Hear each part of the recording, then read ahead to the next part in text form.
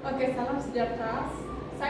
Hari ini saya akan membentangkan refleksi isu kekurangan pengetahuan pedagogi dalam kalangan guru.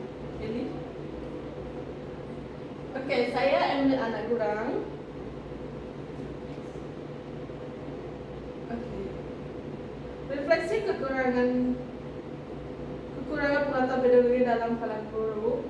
Kekurangan pengetahuan pedagogi seperti pengurusan bilik ajar, kawalan kelas, interaksi, dan strategi pengajaran bukan saja menjejaskan keberkesanan guru, tetapi juga berkesan langsung kepada motivasi dan pencapaian pelajar. Dalam konteks pengajaran bahasa Melayu, pendekatan yang tidak sesuai boleh menyebabkan pelajar hilang minat dan gagal menguasai kemahiran bahasa dengan baik. Berikutlah beberapa contoh situasi nyata yang menunjukkan kekurangan pedagogi dalam 4 aspek: pengurusan bilik ajar, kawalan kelas, interaksi, dan strategi pengajaran. Yang pertama adalah pengurusan bilik ajar. Pengurusan bilik ajar lemah. Contohnya, guru tidak menetapkan peraturan atau rutin harian yang jelas. Kesannya, pelajar keliru tentang apa yang perlu dilakukan semasa masuk kelas, menyebabkan masa terbuang dan suasana tidak teratur. Refleksinya adalah tanpa struktur, pelajar suka membina disiplin diri dan rasa tanggung jawab terhadap pembelajaran. Yang kedua adalah kawalan kelas tidak berkesan. Contohnya, guru membiarkan gangguan seperti pelajar bercakap sesama sendiri, atau menggunakan telefon bimbit tanpa tindakan. Kesannya, pelajar lain segaku suka memberi tepuan dan suasana pembelajaran menjadi tidak kondusif. Ketiga adalah interaktif dan komunikasi. Contohnya, interaksi dan komunikasi terhad. Contohnya, guru hanya bercakap secara satu hal tanpa memberi ruang kepada pelajar untuk bertanya atau berkongsi pandangan. Kesannya, pelajar rasa tidak dihargai dan kurang keyakinan dan tidak aktif dalam proses pembelajaran. Yang terakhir adalah strategi pengajaran tidak sesuai. Contohnya, guru menggunakan kaedah ceramah semata-mata untuk mengajar karangan atau kesimpulan bahasa. Kesannya, pelajar cepat bosan, sukar mengaitkan pembelajaran dengan kehidupan sebenar dan gagal menguasai kemahiran menulis. Next. Ini adalah langkah-langkah untuk meningkatkan penguasaan pengetahuan pedagogi. Next. Ini fokus. Oke, itu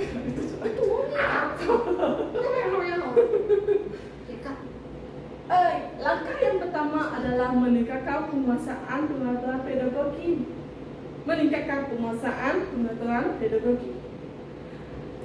Beberapa langkah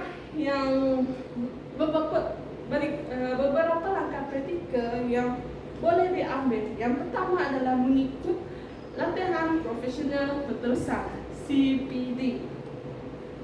Contohnya, sertai bengkel pedagogi seperti pengurusan bilik ajar, deteksi pesan, dan strategi pengajaran berbeza. Contohnya, bengkel strategi interaktif dalam pengajaran bahasa Melayu yang menekankan penggunaan drama dan simulasi. Seterusnya adalah kolaborasi dan komuniti pembelajaran profesional (PLC). Hal ini berbincang dan berkongsi amalan terbaik bersama rakan guru. Contohnya sesi refleksi mingguan tentang keberkesanan aktiviti, kumpulan dan debat dalam kelas.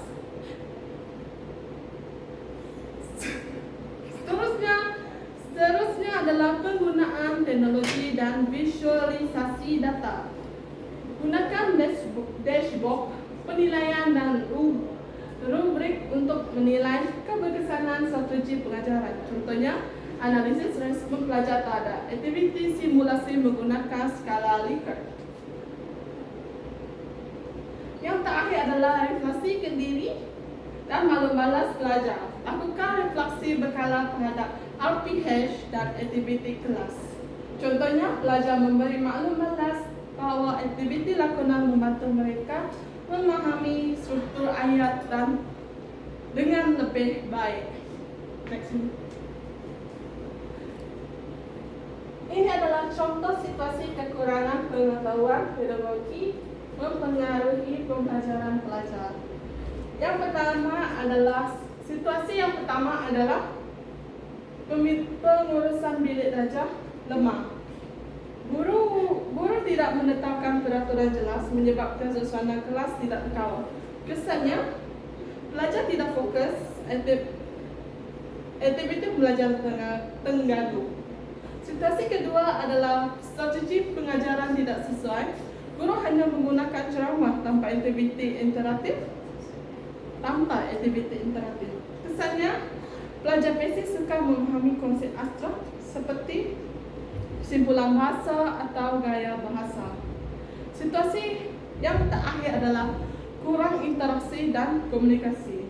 Guru tidak memberi ruang kepada pelajar untuk bertanya atau berdiskusi. Kesannya, pelajar rasa terpinggir, kurang keyakinan untuk menyertai pembelajaran. Sebagai penutup adalah sebagai pendidik, kita perlu sentiasa memperkasa peraturan pedagogi agar pengajaran bahasa Melayu bukan sahaja berkesan tetapi juga menyeronokkan dan memakna. Ilustrasi ini mengingatkan kita bahawa pedagogi bukan sekadar teknik tapi seni membina hubungan dan pengalaman pembelajaran yang berkualiti. Itu saja dari saya. Sekian, terima kasih.